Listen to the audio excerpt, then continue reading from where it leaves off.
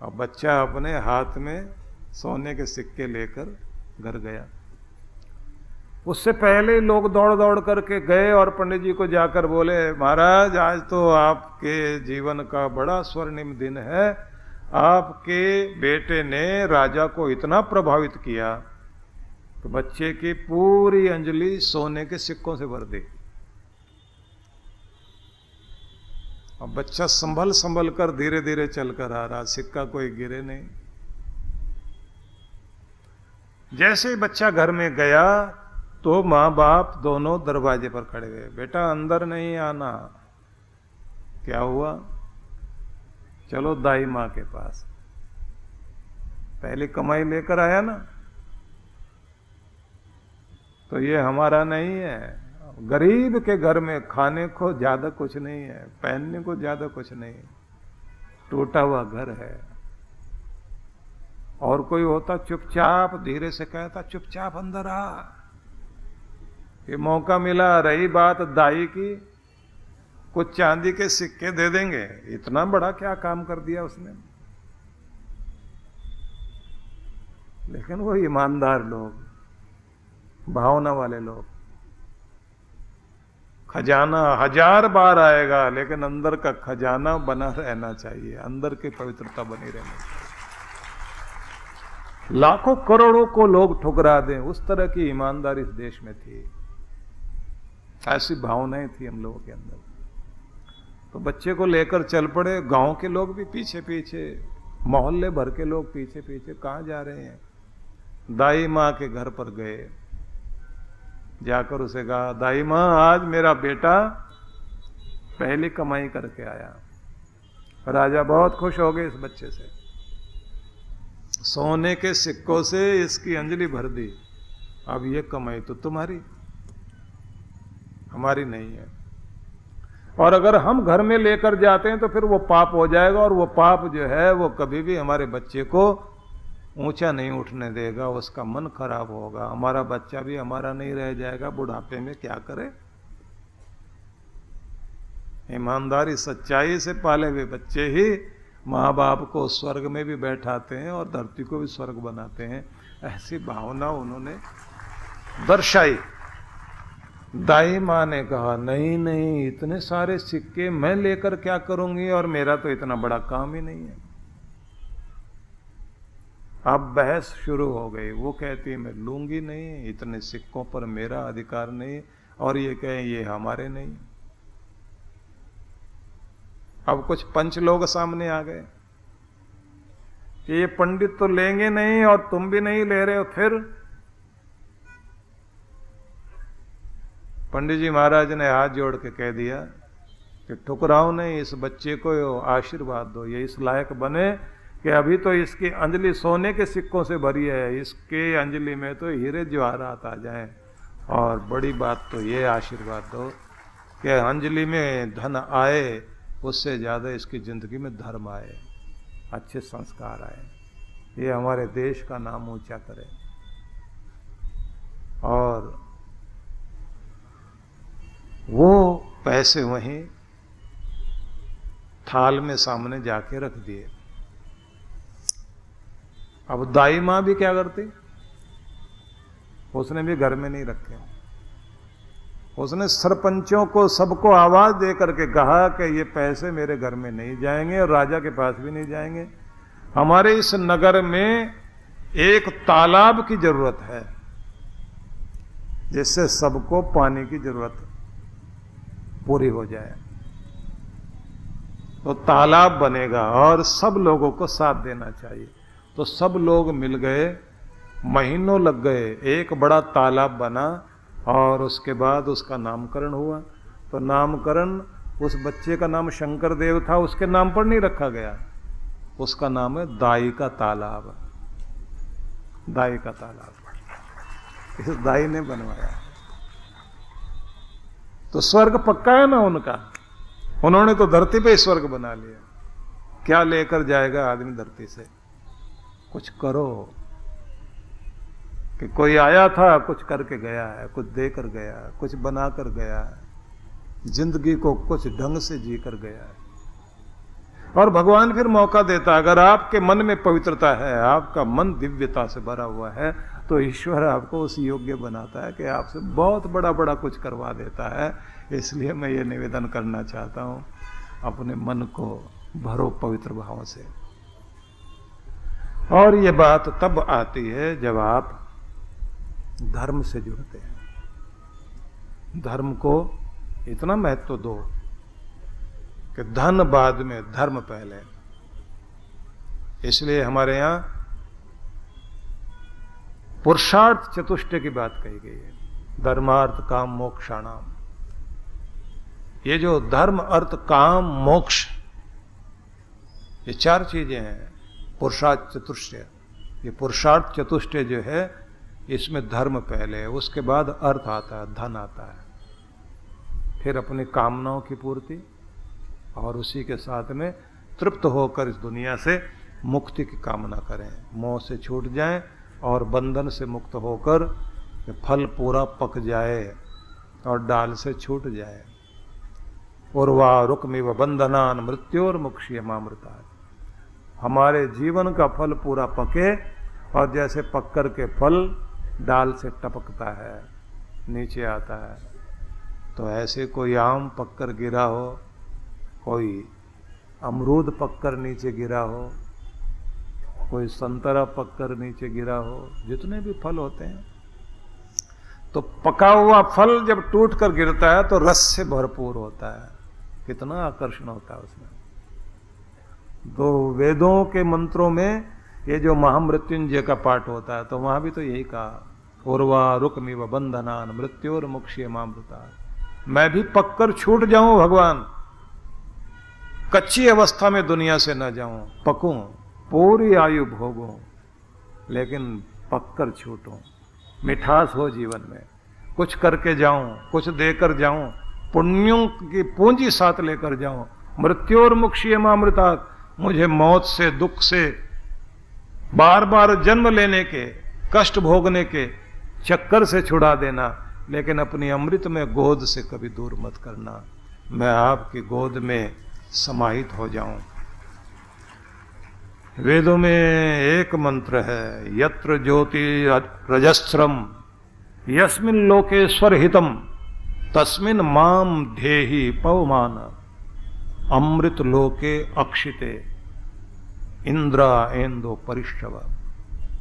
उस लोक में लेकर चल तो मुझे, जहां अमृत है, जहां स्वर्ग है, और जहां तेरी ज्योति प्रेम की जगमग हो रही है, उस अमृत लोक में भगवान मुझे लेकर चल।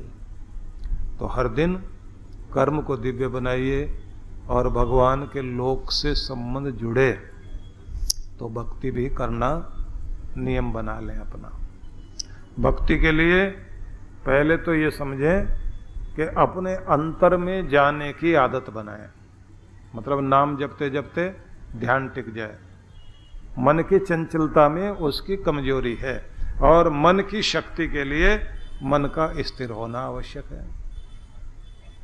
और बुद्धि की शक्ति तब बढ़ती है जब बुद्धि से आप उलझने सुलझाना शुरू करें और वो क्षमता विकसित करते रहें कि उलझने सुलझाई जाएं, और नहीं तो बैठे बैठे धागे सुलझाना शुरू करो, जिससे पता लगे आपको कि आप कितना धैर्य रखते हैं, कितनी पेशेंस है आपके अंदर, और बिना उद्विग्न हुए धागों को सुलझाते हो। समस्याओं का निदान करना, हिसाब किताब, जो ये गणित की पहेलियां होती हैं, उन्हें समाधान दें। समाधान करने की जितनी क्षमता आप में आती जाएगी, उतनी बौद्धिक शक्ति बढ़ेगी आपकी। आत्मिक शक्ति इसके बाद आती है, तप से, साधना से, तपस्या से आपकी आत्मिक शक्ति बढ़ती है। और इसी के साथ घर परिवार में संगठन और प्रेम की शक्ति को बढ़ाया, क्योंकि संगठन में ही जगदम्बा का आशीर्वाद मिलता है। 8 हाथ हैं दुर्गा माता के, एक सिर है। जिस घर में सबका एक मत हो, एक विचार हो, और काम करने के लिए अनेक हाथ लग जाएं, उस घर में शक्ति माता का प्राकट्य होता है, वहां कृपा होती है। और जहां रावण के सिर की तरह से बातें करने वाले तो मगजमारी करने वाले 10 और करने वाला कोई भी नहीं, दूसरे को इशारा करे तुम करो मैं नहीं करूंगा, मुझे क्यों काम बताते, मैं फालतू आदमी हूं क्या? तो उस घर में कोई बरकत नहीं, तरक्की नहीं होती। तो प्रेम, संगठन, शांति की कामना और श्रद्धा की संपत्ति को बढ़ाना, तो इन दिनों ये मांगना चाहिए। और ध्यान, ये एक बड़ी शक्ति है। काम करते हुए ध्यान, मतलब कोई भी काम ध्यान पूर्वक करना, रस लेकर करना, रुचि लेकर करना, मन टिकाकर करना, भजन में, जपन में, पाठ में, पूजा में, यज्ञ में, याग में, सेवा में, सब में आप पूरा मन लगाओ। और सांसारिक कार्य करते हैं उसमें भी मन को खंडित मत करो। देखिए आपके यहाँ परंपरा है, तिलक लगाते हैं ना, कुमकुम का, रोली का, तो वो प्रेम का प्रतीक, भक्ति का, प्रेम का प्रतीक। और चावल मन का प्रतीक। कैसे? रोली बनती थी, हल्दी, हल्का सा चूना मिलाकर रोली तैयार करते थे। दोनों को मिला दिया, एकदम हल्दी का रंग बदल गया तो लाल रंग हो गया, तो उसे प्रेम का और एकता का रंग माना गया है। जो हरदी जर्दी तजे, तजे सफेदी चून, प्रीति वही सराइये, मिले होत रंग दून। वही प्यार सराया जाएगा जो दो मिले, एक हो जाए और रंग दुगना आ जाए, बस वही प्यार है। तो आप देखते हैं ना कि तिलक लगाते हैं रोली का, उसके बाद लगाते हैं चावल। चावल को बोलते हैं अक्षत। पूजा में प्रयोग किए जाने वाले चावल अक्षत कहलाते हैं, जो भगवान को अर्पित किए जाते हैं। उसको अक्षत किस लिए कहते हैं? क्षत कहते हैं टूटे हुए को, और अक्षत मतलब बिना टूटे चावल। तो बिना टूटे चावल निकाल के रखने चाहिए। उसका क्या मतलब होता है? भगवान को तिलक लगाया और अक्षत,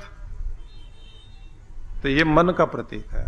सफेद चावल, स्वच्छ मन, और बिना टूटे चावल, खंडित मन नहीं, टूटा हुआ नहीं, आधा मन भगवान को और आधा मन दुनिया को, ऐसा नहीं, मैं पूरा मन तुझे अर्पित कर रहा हूं, तो वो चावल लगाए जाते हैं कि भगवान मैं तेरा होकर आया हूं, इस समय बटा हुआ नहीं हूं, टूटा हुआ नहीं हूं, मैं पूरा ध्यान तेरी तरफ लगाए हुए हूं, मेरी पूजा को स्वीकार कर। ऐसे आप जो है तिलक लगाते हैं।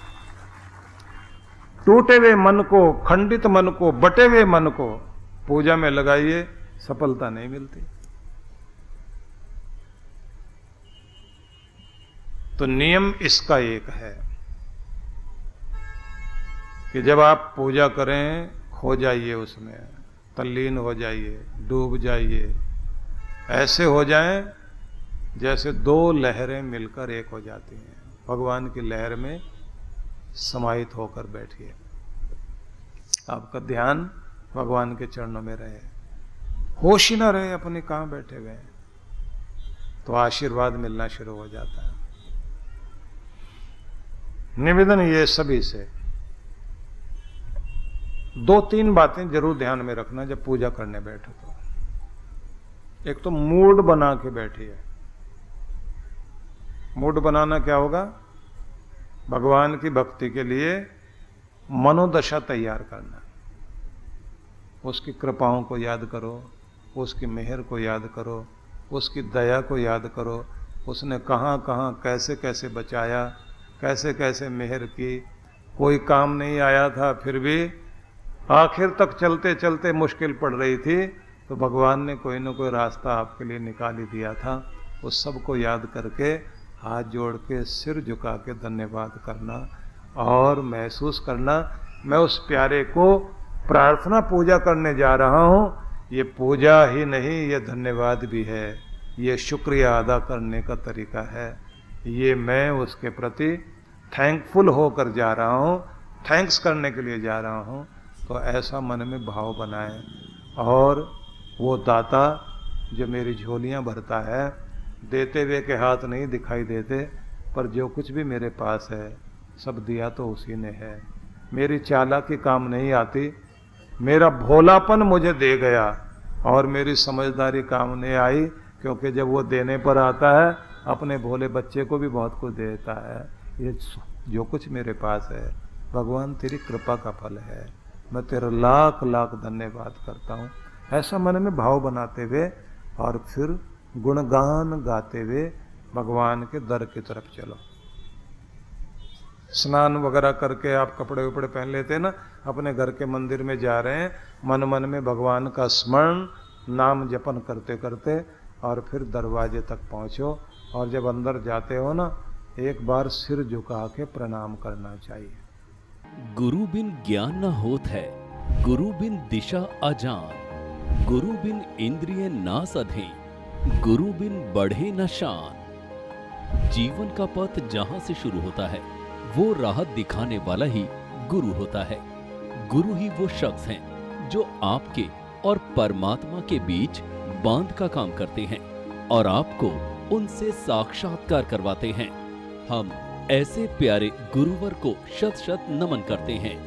परम पूज्य सद्गुरुदेव श्री सुधांशु जी महाराज एवं डॉक्टर अर्चिका दीदी जी के पावन सानिध्य में 18 से 21 जुलाई 2024 गुरु पूर्णिमा महोत्सव। मान्यता है कि इस दिन गुरु के दर्शन मात्र से ही आपका भाग्य बदल जाता है और यदि गुरु की मेहर भरी नजर आप पर पड़ गई तो आपका कल्याण निश्चित है। आइए इस दिन गुरु की विशेष कृपा पाने के लिए जुड़े हमारे साथ। कार्यक्रम की रूपरेखा शुभारंभ 18 जुलाई साय 5 बजे से सत्संग, 19 जुलाई प्रातः 8 से 10 बजे गुरु मंत्र सिद्धि साधना, साय 5 बजे से सत्संग, 20 जुलाई प्रातः 8 से 10 बजे गुरु मंत्र सिद्धि साधना, 10 से 11 बजे तक गुरु मंत्र दीक्षा, 11 बजे से दिव्य शक्तिपात क्रिया, साय 5 बजे से सत्संग, 21 जुलाई प्रातः 8 बजे से गुरु दर्शन एवं गुरु पूर्णिमा सत्संग। स्थान शक्ति टेंट द गोल्डन डेकोर, नजदीक जापानी पार्क, सेक्टर 12, रोहिणी, दिल्ली 110085। आयोजक विश्व जागृति मिशन। ऑनलाइन ऑफलाइन गुरु मंत्र सिद्धि साधना के लिए संपर्क करें। आप सभी इस कार्यक्रम में सपरिवार सादर आमंत्रित हैं। परम पूज्य सद्गुरुदेव श्री सुधांशु जी महाराज के पावन सानिध्य में गुरु पूर्णिमा महोत्सव 14 जुलाई 2024। गुरु दर्शन, गुरु पादुका पूजन एवं आशीर्वचन। समय सायं 4:30 से 7 बजे। मंत्र दीक्षा प्रातः 9 बजे। स्थान सिद्धिधाम आश्रम, बैकुंठपुर, बिठूर, कानपुर, उत्तर प्रदेश। आयोजक विश्व जागृति मिशन, कानपुर मंडल। संपर्क सूत्र। आप सभी इस कार्यक्रम में सादर आमंत्रित हैं।